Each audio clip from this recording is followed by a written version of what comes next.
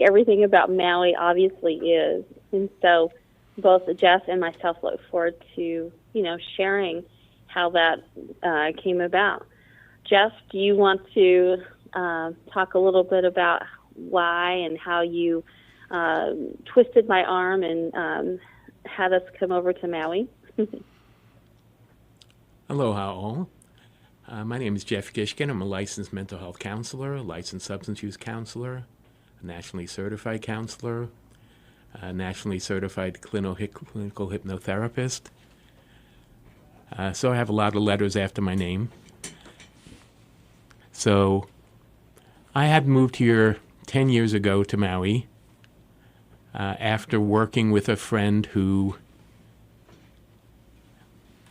I have worked with a friend in Arizona for 40 years. That friend became the director of mental health Kukua's office here on Maui. And one day he called me up and invited me to come out, saying he needed my expertise to help grow the organization.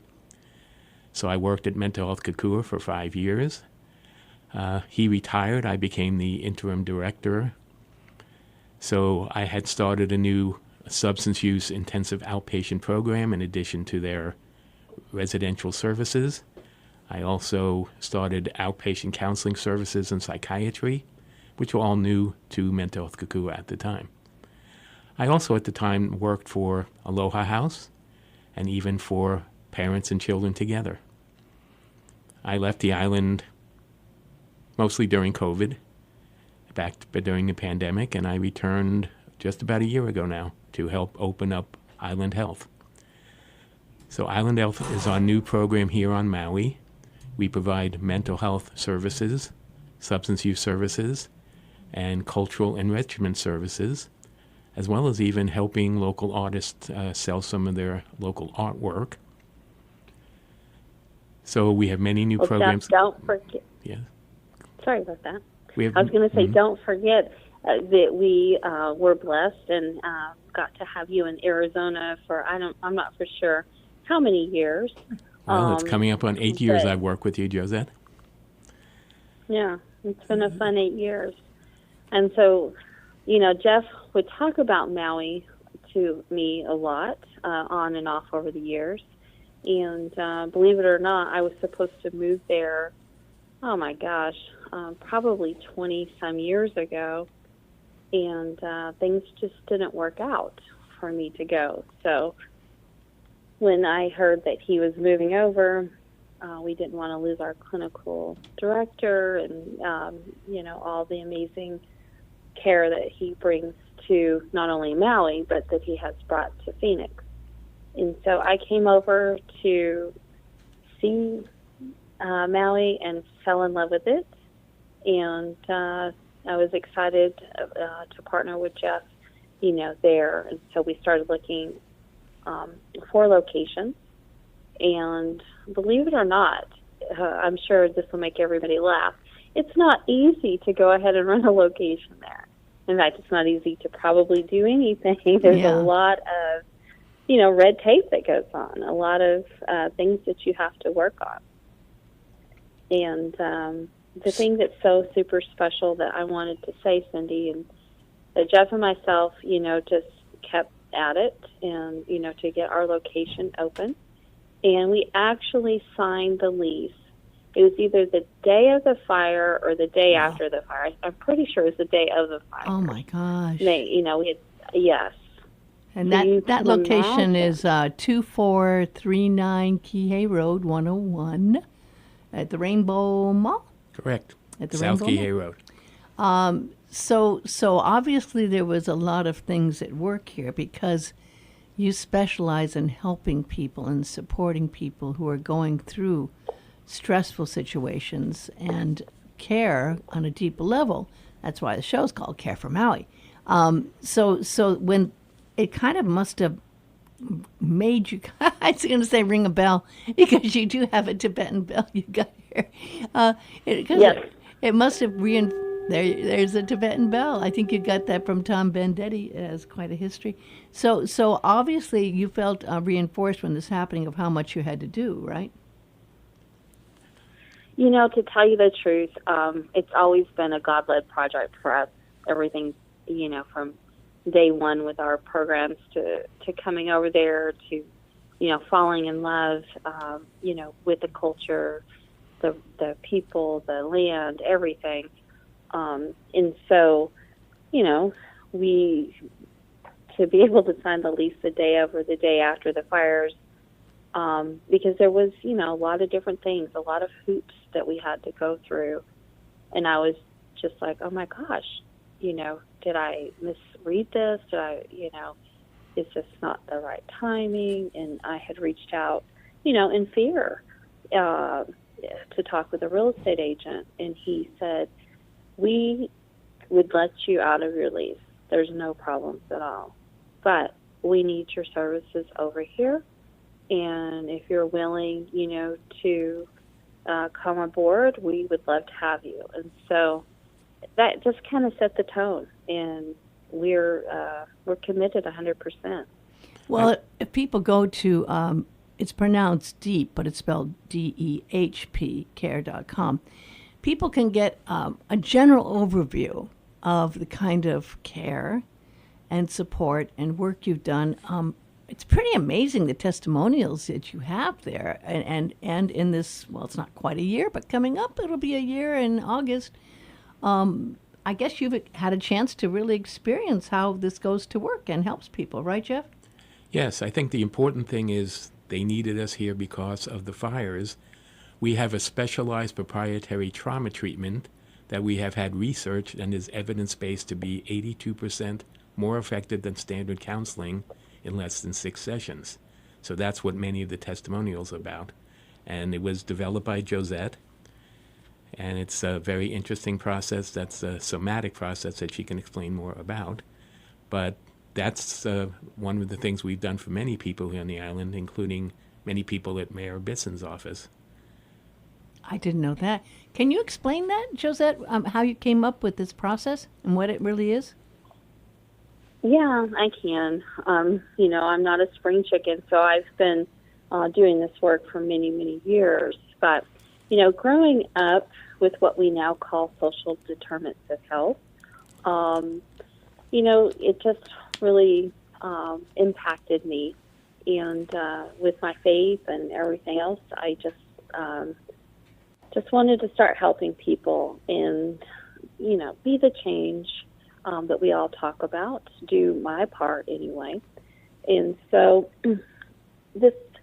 what would happen when I was younger is I would wake up, really, now, Jeff could tell you all the clinical terms of what it would be called, but I would wake up in different states of being, and wonder what that was all about. I didn't realize that, I was experiencing PTSD and other things. But as I was very aware of what was going on, and I just followed my own natural intuition as I would move in and out of these different areas.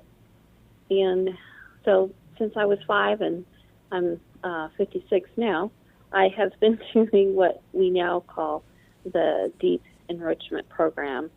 We have a couple different licensed names for it, depending on who we train and teach.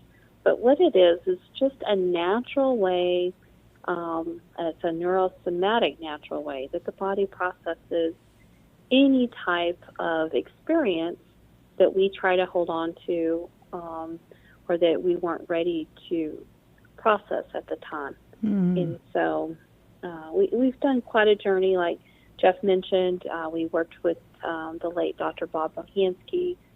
He did an IRB, which is an independent review board study, and used different measurements, evidence-based measurements, to really give our technique a validity.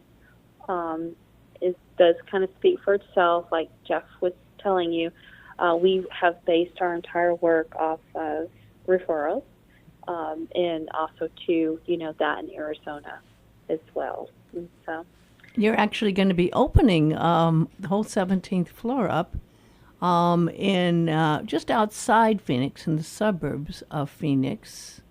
That'll be happening May 1st, and where's the location of that? In can you give me the location of where you're going to be opening that whole 17th floor up? Yes. So we currently have a couple integrative clinics now in Phoenix and in Glendale. And one of them is on 3800 North Central.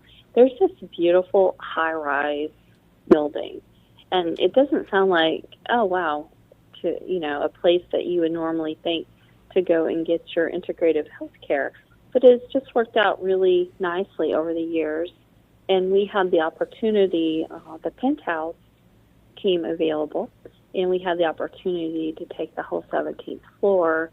And now we get to expand our services and add not just the deep enrichment treatment that we were talking to you about earlier, but we've been doing all types of counseling, trauma work, behavioral health, coaching, case management, psych, mat services, and general med for a few years in our other location. And then we'll also be adding that here. But on top of it, what I'm super proud of is that we will be helping preserve all types of indigenous culture and training and teaching on that, Hawaiian as well as Native American. That's wonderful. Thank you. We have specific rooms that have been just dedicated to that. Wow. Well, if you're just tuning in, you're listening to Care from Maui. And I've been talking right here now with Josette Sullins, and the telephone number in Arizona is 602-566-7627. That's DEHPcare.com. And also with us is Jeff. Jeff is the head of the Island Health VIP location here in Kihei on South Kihei Road. And it's a chance to develop the expression of human potentials on many levels. But I don't think we've ever had a year quite like this. On many levels, it's been life-changing for people here on Maui. And I know you've seen this, Jeff. I mean, it's been a chance where there's so much need that we have for people needing help on Maui after the fires. I've seen this on every level from some of the people that actually were invited. I mean, somehow you got in touch with the mayor's office, right? Yes, we've been quite fortunate to be able to speak with Mayor Bisson as well as several of the council members about our services and how we might help Maui. Actually, that was slightly before the fires, but even then, Mayor Bisson identified many factors that he felt the people of the island would need help with, cultural factors, generational trauma. So that caused us to get a lot of people from his office referred in for Josette's particular deep services. And on those, are you actually doing counseling, or you're actually doing the somatic work, or what are people needing the most? Well, we do both. There's been a lot of grief counseling needed, trauma counseling, in a talk therapy type mode, but then the somatic deep services that Josette mentioned. And also we're building the culture. Josette mentioned we have the cultural hall on 17 in Phoenix. We have a Hawaiian room. People from here have sent artifacts and cultural items in there. And we also teach classes across the internet online between Phoenix and here, where we've had cultural experts here give classes to people in Phoenix about Hawaiian culture.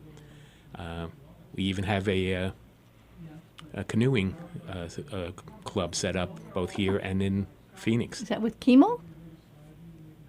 Kimo Kio is part of it, yes. Yeah, he's wonderful, wonderful. The number at Island Health is 808-336-2611. That's 808-336-2611. And Josette, maybe you could tell a little bit of the story that was rather interesting story that happened, how you did come here. Some of the people who were lucky enough to be at the event that happened with the wonderful Jeff Peterson and our much recognized and Grammy-nominated flautist, Nawang Kashog. Tell me about how you got involved with that and what came up for you during that time. So, the big thing, like what we were just talking about a second ago, is preservation of culture is key. And the Hawaiian culture is so healing, and we all, we cannot let it fade. We really need to help do everything that we can to support, everyone on Maui and the whole island of Hawaii, or islands, I should say, in any way that we can. And so Jeff can tell you about our connection, with Dr. Tom Venditti. But Jeff had reached out and said, I really think we should help, assist and support this event. And he was telling me about it, and I agreed 100%. So I want to add a little bit after that. But, Jeff, do you want to go ahead and talk about, how you know Tom and how that all kind of came about? Dr. Tom Venditti is a social worker here on Maui. He's been here for multiple decades. And he was also someone that was working at Mental Health Kukua with me, so that's how we met. He also is an Emmy Award-winning filmmaker, and he's done multiple documentaries, which you can see on YouTube or PBS. So he was raising money for the Keola Beamer Foundation by putting on this concert. I forget the name of the foundation. Mahalo ho. Thank you. Mm-hmm. And so I decided that we should meet with him and help support this cause. So not only does the Keola Beamers Foundation support Hawaiian culture, but it spreads Hawaiian culture and aloha throughout the world. One of the projects he's doing is bringing ukuleles and ukulele lessons to less fortunate children in Asia, especially Bhutan, Cambodia, Nepal, Thailand, Tibet. And so I thought that was a very good cause to be involved in. So we were a sponsor of the event. We had a silent auction. We raised quite a bit of money. We had a raffle, and that all went to Keola Beamers Foundation. It was everyone who went, as you know, Josette, just loved this event. It was so special. There was so much good energy and great vibes, and it was lovely to have that energy and have you there and have Jeff there and to talk about it. And there's been many people who want to do more because of that. And I know that since you've been in touch with Tom as well, there's going to be another event that he's going to be doing, actually a couple of events that he's going to be doing that you're going to be involved with as well. Yes, August at the MAC will be another event. I think that will be at the one of the McCoy. things that, yes, one of the things that, that's how we ended up at the event. Mm-hmm. And so being at the event, it was such a spiritual and miraculous thing for myself because, like what Jeff had said, there was, we donated, we supported, we had some amazing art there from a couple of my favorite artists, Jeannie Bitts being one of them. I have a lot of her art here in Arizona. And, we're going to have her on the show in the future. But there was this bowl that Tom had up for auction, and he also had a signed ukulele. And it was signed by Keola Beamer and also Jeff Patterson. And so I wanted both of those. And I just, felt like if we could have those two items in Arizona, that would not only help, the Keola Beamer Foundation, Tom, and everybody involved. Well, the more I kept looking at this Tibetan bowl, I just felt like it was such a very special bowl. I have it with me. I'll probably hit it a couple times, so everyone can hear that. But what I found out after the event was so true. This particular bowl came all the way from Kathmandu, and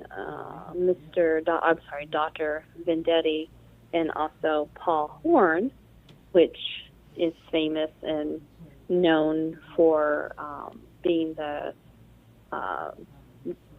founder or the father of New Age music. I pulled a few things up on him that, we can probably talk about here in a moment. But both Tom and Paul were looking for the right sound for one of his many documentaries. And they were in what is called the Monkey Temple in Kathmandu. I can't pronounce the other word. I wish I could. But they picked this bowl out. And I just was mesmerized by it. And I'm so happy that we, have such a wonderful item. As I got to meet everyone that that we were helping and that were presenting and playing their beautiful music, I had no idea that we were surrounded with Hawaiian royalty, with Keola Beamer and his beautiful wife, Moanalani. And, not to mention, some of the other artists there that day. So it was an overwhelming, in a very good way, event, and very life-changing, I think, for myself, and also the direction, that we're moving forward with. Yeah, I happened to be on that first trip with Keola. Keola was not on the first trip. I was on there with Dr. Tom Vendetti and Paul Horn, and a small group went on that trip to Tibet. And then Paul Horn and Tom went once again to Mount Kailash. And that was one of the last trips that Paul could take up there because his health got a little worse after that. So he didn't live much longer after that. But Paul is indeed world recognized as one of the great, great innovators of wonderful music. And at that particular trip, he was able to go into that's before Dharamsala. He went into the main domain of His Holiness the Dalai Lama, which has been taken over, of course, by the Chinese government. And it was quite a process to get him in there. And it was a magical trip. It was a fascinating trip, and I was very lucky to be on that one. But Paul Horn, of course, is great, and so is Tom. My gosh, he's done so many great events, and I'm so glad that you got to be able to be involved with him on that and what's coming up in August. I think it's August 10th at the McCoy Theater, which is going to be Keola Beamer, and I believe Jeff Peterson again, which will be wonderful. And then it looks like there's going to be one more event that's going to be coming up for Bhutan, right? That you'll be going on with Tom as well. I think Cambodia. I know it's a Cambodia trip that's going to happen in January this next year. Yes. So how that came about was, we just met with Tom. We needed to go ahead and exchange, the money that we raised, and just kind of did an aftermath. And we were blessed to just get to sit with him and talk with him. And as we talked, obviously he knows of our work and also supports us as well. And we just came up with the idea that, with the whole world peace, and that we also wanted to do a track for world peace. And as we talked with Tom, he has agreed to go ahead and do a documentary of the work that we do over in Bangkok and also in Cambodia. And so we literally are planning that track for January. So we're already in the process of putting that together. Well, it was a very wonderful unraveling of how this all could tie together, and I think it's really was very, very blessed in many ways. And I would like to kind of go into the connections that you also have with some work you're doing on Oahu. Very important work with a coalition there. So, yes, we are part of the Hawaiian Substance Use Coalition. We're members. And so next month, I'll be flying in, and Jeff, myself, will I'll be going over to Honolulu and having our annual meeting. And so it's a big pleasure and an honor, to help out in any way. I mean, a lot of the different things are, getting input, from the island, helping the members, decide, how to, give our input on bills being passed and that type of thing. So we're excited to be able to be part of that. And Jeff, I know you have some plans to be involved in some wonderful events coming up here on Maui in the next few months, actually. Well, we do want to add to our involvement in many activities, and we're fairly new to the island for this type of purpose. But I just wanted to mention everyone that there are many exciting events coming up, such as the Maui Family Support Services tomorrow has their food fair to support the Visitor Industry Charity Walk.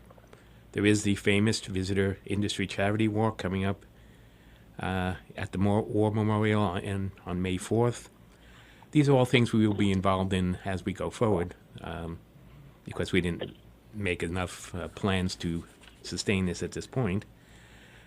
We are also interested in Earth Day, and of course there's the University of Hawaii Student Ohana for Sustainability Earth Day celebration on the Great Lawn. What day is that? April 22nd, which is Earth Day. Oh, good. There's also now the Kamehameha Parade is going to be wonderful. Mm-hmm. And that has to be transferred to Central Maui, unfortunately, because Front Street's no longer available. I think it's actually going to be a very powerful event being here in Kahului. It's on Kamehameha Day or close to Kamehameha Day. June 15th. And I want to encourage people to make sure that they will be present. This is a very special parade. It's been going on for years. It's just beautiful. They have people on horseback and they're all decorated and it's very royal, but they're going to add a lot more to it this year because it is here in Kahului this year, and I'm looking forward to it. It's going to be very special. What else are they adding? Do you know, Cindy? Or there are going to be more floats. There's going to be more people. In fact, maybe you want to have a float on it. They're going to be having a lot, I think, some music as well that they're going to add. So it's going to be very, very special. I know it's the anniversary of our FM station being on the air for 50 years that very day, and so we'll probably have something on there too. So this is something where everyone can join together, as you know how important that is, culturally understanding, supporting each other. Everything that we can do to bring understanding and peace and unity to the island is very important, very key. And I'm sure you've seen this. I mean, this has been part of the problem, Jeff. You must have seen this. There's been a lot of part of grieving is anger. Part of grieving is that section of us that no one felt it was fair. No one felt that this event that happened, this terrible fire, was fair. But then everyone kind of took out different ways of trying to react, and many people tried to help.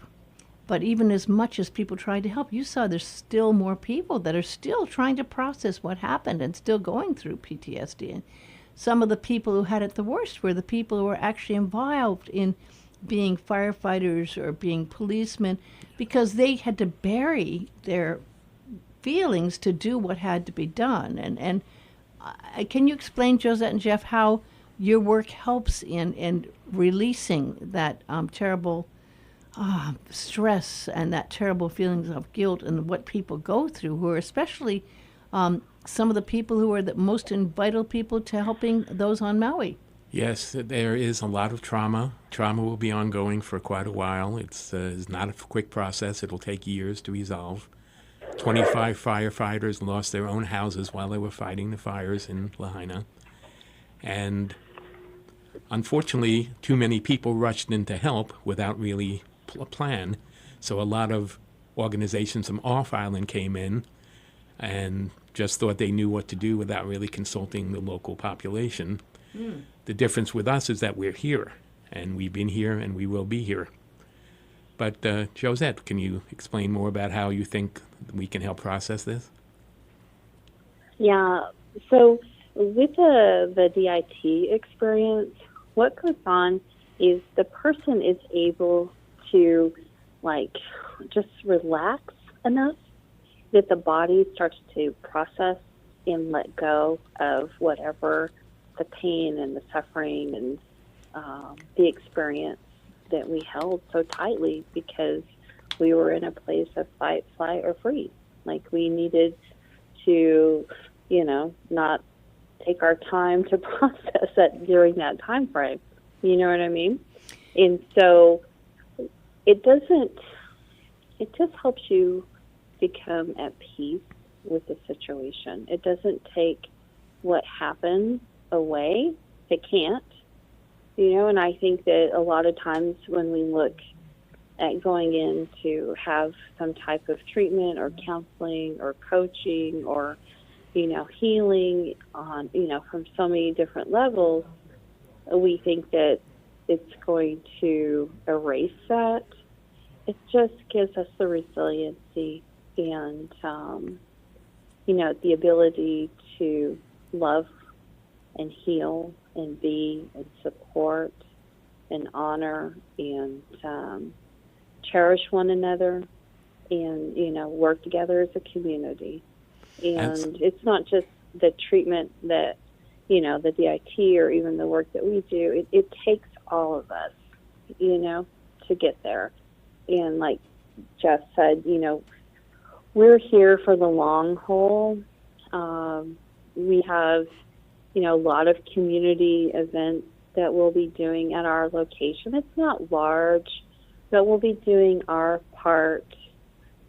We have something called Community Unity, and it just, it's a fun way that, we'll have a business once a week, share about what they do, just have different amazing cultural nights so people can get together, hear the ukulele. Sometimes we'll be playing the ukulele. We'll have different artists. And so those are going to be, another way to heal. And it's also, a very amazing way that the Hawaiian culture heals. I'm so glad you're community. doing that, Josette, because music, as you saw, at that event that happened at the Yale Theater, the historic Yale Theater, music is very, very healing. There have been actually some documentaries I've seen on PBS about people who have actually trained veterans of wars to overcome PTSD and sometimes depression by just helping them to learn how to play some instruments. And that also joining, as you said, in unity and having community in unity, that's also so important. And, we cannot really underestimate the power of doing these different powerful acts of working together, of playing music together, of doing work. But if you could, maybe you and Jeff explain the process if someone comes to you and calls you. I'll give out the number here in the local on Maui location, which is 808-336-2611. If they were to call and said, hey, I really feel like I'm under a lot of stress. I really feel like I'm overwhelmed. What would the process be once they called you and reached out to you? Well, we do like... Jeff, do you want to take that one? Yes. Well, we think part of our service is not, as much as possible, not letting people get a recording. So we try and answer live. I answer the phone. Thank you.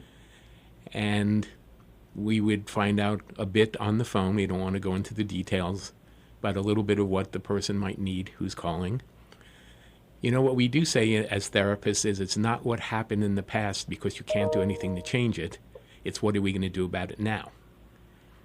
So we would make an appointment. It's fairly standard for a counseling session to begin with, or a coaching session. We'd make an appointment. We'd have the person come in.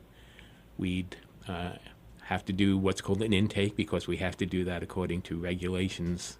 So we ask certain list of questions, and then we set up a plan for what we're going to do.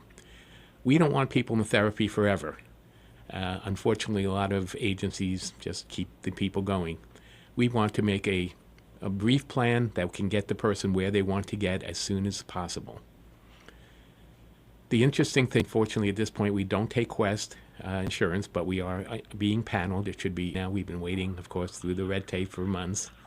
So we can only take cash, or we are doing free services for fire victims. So if anyone would like to call, that's complimentary. Wow. But eventually, within hopefully a few days, we'll be taking Quest. And we'll be able to have group services, individual services, and Josette will do her magical treatment. But we also can do other types of trauma treatment besides the deep integrative services.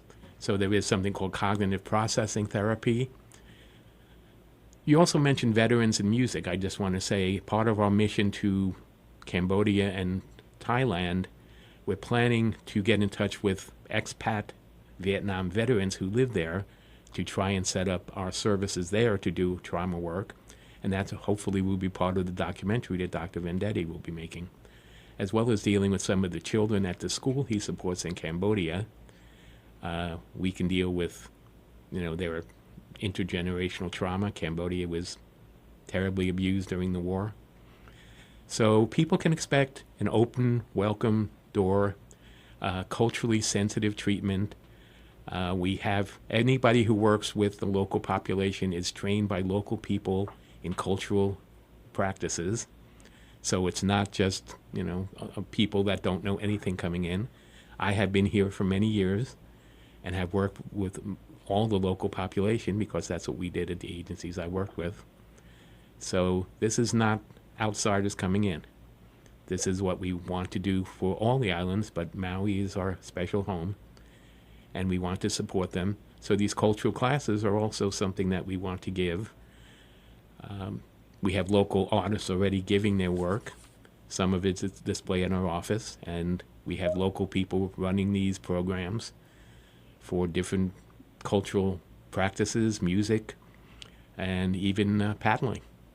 Is it hard? I'd like both of you. Actually, I'll start with you, Josette, and then Jeff. Is it hard for people to ask for help? It is. And I think one of the reasons it's super hard, right now on island is because, like what Jeff said, it was just an overwhelming flood of people that came in, and there's always, you always have to work with the person where they're at. There's no race there. And so it's not easy. And what we've seen, have talked to so many friends and Ohana, is that it's important to be a community. It's important, to embrace aloha. And that's where our community unity comes in. We're going to have fun, too. It's not just, when I say IOP and counseling and deep sessions, those are fun, but it is definitely counseling. It is definitely coaching. It is processing and integrating.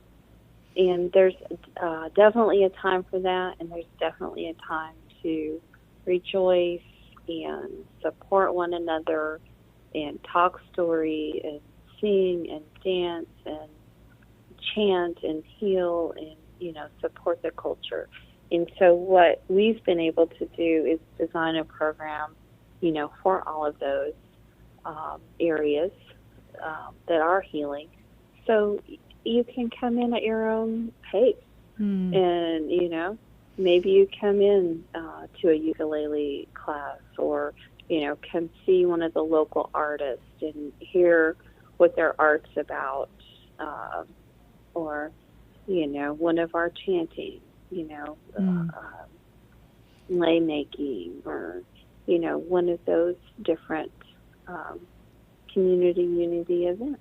Or, I really feel that the the expression of any kind of creativity, whether it's making a lei or writing or singing or dancing, or any kind of creative expression, I have seen work really miraculously in people's healing. The creative energy is such a gift. It really, truly is. But I've also, and I'd like to ask another question of both of you, it seems just even being able to accept what happened and to accept this without playing the blame game or trying to always, or without the anger, just accepting is a very, very challenging thing in itself, but I think it's very important. Have you seen any of that issues with people just accepting the tragedy, Jeff? Yes, even now they can't accept it fully, and it's hard to accept. It's hard to process. People still in the middle of transition, even still moving from hotel to hotel, although luckily housing is increasing, but it's not where people want to live if they're from Lahaina. So there's trauma in even moving to a different side of the island. Mm-hmm. Plus, trauma is something that creeps up on you. You may not know you have it for quite a while. It's when it starts affecting different things in your life after things have settled down that you really begin to realize that you need some help. What were some of the signs that you've seen of trauma rearing its head? Well, there's many different signs. It could be as simple as some mild anxiety to deep depression, deep anxiety, anger outbursts, loss of interest in general activities, feeling a sense of doom, feeling not quite normal and right, that your life is now different than it used to be, as well as being out of control in many areas of your life. So it really depends on the person. Have you been seeing an increase in drug abuse or alcoholism and some other ways of escaping the pain? Well, unfortunately, that is always a problem here on the island. But I believe the largest change has been an increase in alcohol use, because that's more readily available. But of course, cannabis is a very popular thing, pakalolo. But that doesn't mean it's good for you, even though it's a natural plant.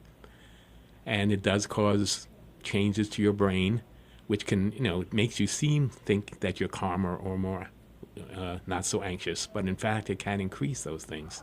And of course, meth and, fentanyl are always large problems everywhere. And that has not come down. I don't think it's gone up that much. I haven't seen the latest statistics, but it's mostly, cannabis, pakalolo, marijuana, and alcohol that have been steadily increasing. And now that these are all legal things, so people think they're good for you, but unfortunately they're not. I have a friend, David Kane of Kane and Heron. He has told me how much the DUIs have gone up, unfortunately. Yes, he's a friend of ours too. If you're under stress and you are drinking and driving and you get arrested for drinking and driving, believing that just adds so much to the stress. So it's just not a solution. But this isn't a kind of thing that people can process and control. Sometimes they just aren't thinking that way, right? So it's a matter of trying to really help these people before you get to that point where you can really get yourself in trouble. They realize they have some symptoms that they don't recognize as their trauma, and they think the answer is to cover them up with these chemicals. Yeah. Well, Josette, how do you see and process? And I kind of wonder, stress, of course, and meditation go hand in hand. I know you go very deep into trying to help relaxation. And there's many, many levels of dealing with healing, of course, so many. What do you find most effective in reduction of stress and to help relaxation? So in the future, we are definitely going to have, different guests that have come through the DIT, and, other guests too. But when you asked, and talked about somebody just accepting what has happened, that's a natural state of being that comes from within. And so a lot of times there's a lot of work that has to be done before you can ever get there. Mm-hmm. When you had said that, it reminded me, we did our original study with mostly veterans, but, with a lot of different subjects that were suffering from suicidal and some homicidal ideation, as well as PTSD and trauma. And while we were doing the study, I'll never forget, one of the clinicians saying that just don't be angry, or just get over your anger, or just do this. And not really the right thing to tell somebody, because that's not what happens. I mean, you have to be able to process. And so from what we have found, and, from what the paper, our preliminary investigation talks about, evidence-based measurements, that it is all about a neurosomatic interaction. It's about the body being able to let go and process. To say in a different format, when we go through something, we all think that the stove is still hot, and you're not going to convince anyone that it's not. So the last thing we want to do is touch the stove, connect with that part of ourself that's in pain. And so helping an individual, get to a place without drugs, and I know, there's a lot of new treatments out there doing different things that we will, talk about the pros and cons in other shows, that it's really being able to be in that space and connected with the body as it heals. And so, having these community unity events that aren't part of Quest insurance, they're held after our integrative clinic has closed, or, is not operating in those hours. It just helps, in another way. If you don't do, a neurosomatic, you're still doing neurosomatic work by listening in, connecting, getting all of those sensory portions of ourself back on track, and instead of being hypervigilant and, hearing everything, feeling everything, seeing everything as a threat rather as, an experience. Well, we have about a lot of work. We have about 6 minutes left, so I know Jeff wanted to talk a little bit on that subject as well. Well, you're right, Cindy. Meditation or relaxation exercises is an important part of our treatment. That is something we definitely do as part of our services, to teach people how to do this natural process of unwinding. I myself have been practicing meditation for almost 40 years. I was a student at the New York Zen Center, but I also lived in a Buddhist monastery in China to learn how to meditate. So I know how to help people do this. And everyone needs an outlet. And unfortunately, we're talking about substances as an outlet, which is not going to be the best way. So our treatment is certainly a good outlet, but even learning how to process, how to talk out your issues, how to change your mind, how to change the talking to yourself you do, because we all talk to ourselves in our head as we think. The problem is we may not say the right things. So, and then learn how to calm down that flight or fight response that we're often in, especially trauma survivors. They are in a heightened sense of flight and fight, and they don't even realize it. Right. They're now on a different level than they used to be. So it's all part of our services to help people grow in whatever way they'd like to and how they can. Well, and you feel very vulnerable when you go through this process. A lot of people have buried it or not addressed it, and at some point something may come up. It may be the fact that they could be facing a divorce if their partner says, if you don't do something about this, I'm going to leave you. I mean, that you've probably seen that happen before, where there's a line drawn saying, or a boss might say, hey, you better take care of this. So something may finally get to that point where hopefully it won't be life endangering to get for help. But then all of a sudden, that person who's been bottling it up and closing themselves off to it, all of a sudden feels vulnerable, don't they? Yes. But you sometimes have to be prodded into getting help because, again, we said earlier, we don't recognize that we need help. But we also need to realize that you have to do it for yourself. Doing it for somebody else will never be the answer. Wow. So you have to change yourself if you're trying to deal with your spouse or your boss. Yep. Not because they want you to, because that will never work. Good point. Very good point. We have about 3 minutes left, and we've covered a lot of bases. But as I was talking to Josette before we started the show, this was kind of an introductory show, just to introduce people to what you're doing, Josette, and what you're doing, Jeff. and the deep work and many ways that people can find some help. Because behind this all is that name of the show, of course, is Care for Maui. And that's what you're doing, is caring. And also, Josette, because I'll air this also in Arizona, Josette, starting a whole new top flight 17th floor penthouse there coming up on the 1st of May, all designed to try to help in the best way possible. So I just wanted to let people know again ways to contact you. Or, maybe you're listening and you know someone that might want to contact you, which is a great way of helping as well. Island Health is at 2439 South Kihei Road, and it's 101 at the Rainbow Mall. The number there, 808-336-2611. And Josette is in Arizona, 602-566-7627, and that's DEHPCARE.com. If you think of that, think of Deep Care, but it's spelled DEHP, deepcare.com. And it's a way of developing and learning the expression of human potential. And really pretty much so many ways. We have 1 minute left, and I just would like you to maybe add anything that you want, Josette. We're just really looking forward to, having this show weekly, having, a guest on, a special business, giving out health tips, and just enjoying as we all care for Maui. And will be your lunchtime Maui radio show at noon on Mondays. And we're going to make sure that we post these as well. So people, if they hear it and they want someone else to listen to it, they'll be able to do that as well. The main thing is, and we just have a couple seconds, there is help out there, folks. There is help. And if you need help, reach out.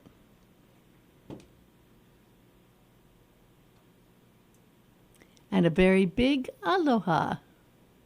Oh, we have, Aloha. I'm sorry, we've got a couple of seconds left.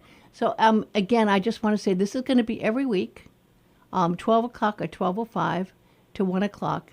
And please do check in and let people know that there's so many people out there that want to help. But we're talking about people here with Jeff and with Josette who are really qualified professionals that you can really get help that is tried, trusted, and proven. And on top of that, please remember, you help fire victims here on Maui for free.